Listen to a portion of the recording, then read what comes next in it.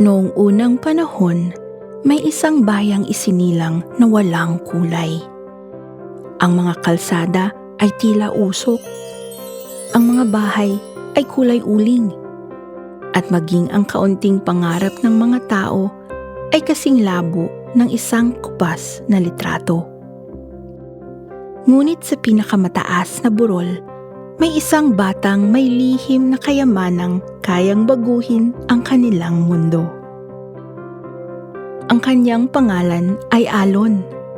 Hindi ginto o pilak ang kanyang kayamanan.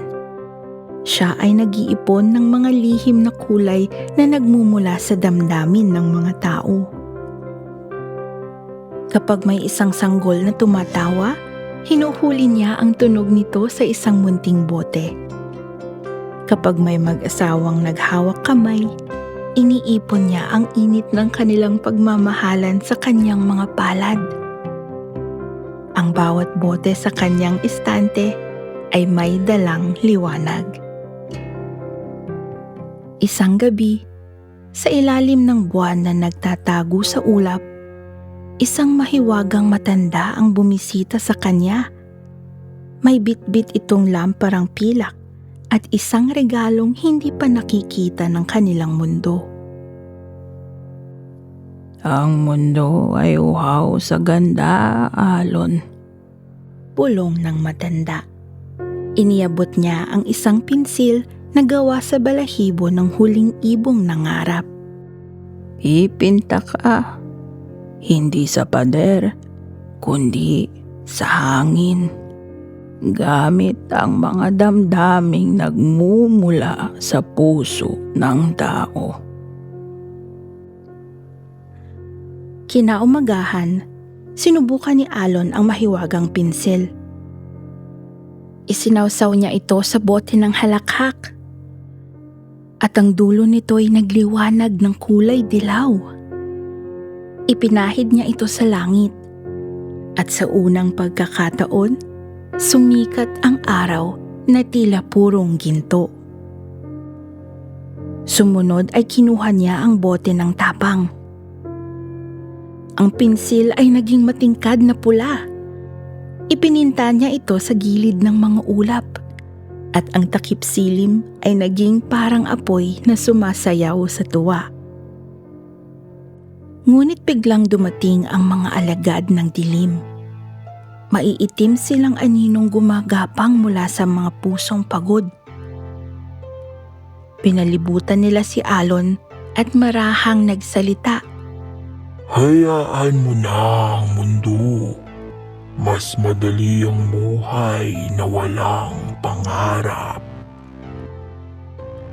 Bakit mo ba ginugulo ang katahimikan? Sanay na ang mundo sa dilim. Muntik nang mabitawan ni Alon ang kanyang pinsil. Naramdaman niya ang lamig ng takot. Ang mga kulay sa langit ay nagsimulang maglaho. Tila binubura ng isang dambuhalang basahan. Ngunit mula sa ibaba ng bundok, narinig niya ang boses ng isang maliit na bata. Inay, tingnan niyo po. Totoo po ba ang aking nakikita? Kay ganda pala ng langit. Ang tinig na iyon ang nagbigay kay Alon ng lakas. Pinagsama-sama ni Alon ang lahat ng kanyang mga bote. Ang lungkot na naging asul, ang kapayapaan na naging berde, at ang pangarap na naging lila. Binuksan niya ang kanyang puso at hinayaan ang lahat ng emosyon na dumaloy.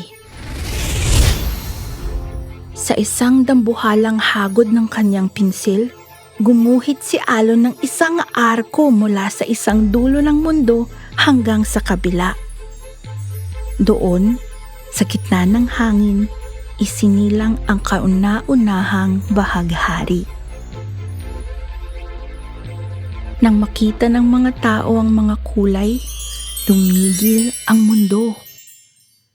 Ang mga anino ay natunaw sa gitna ng paghanga.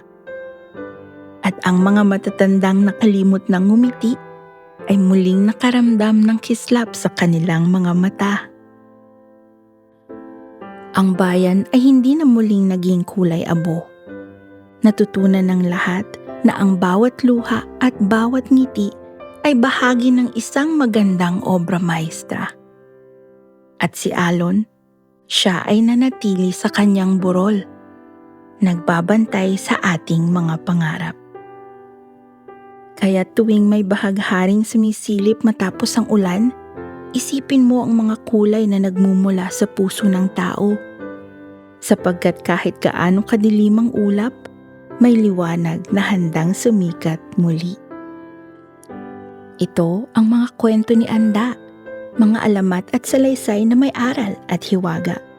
Kung nagustuhan mo ang kwento, huwag kalimutang mag-like, mag-subscribe at i-share ang video upang mabigyang tinig muli ang ating mga alamat. Hanggang sa susunod na kwento, paalam!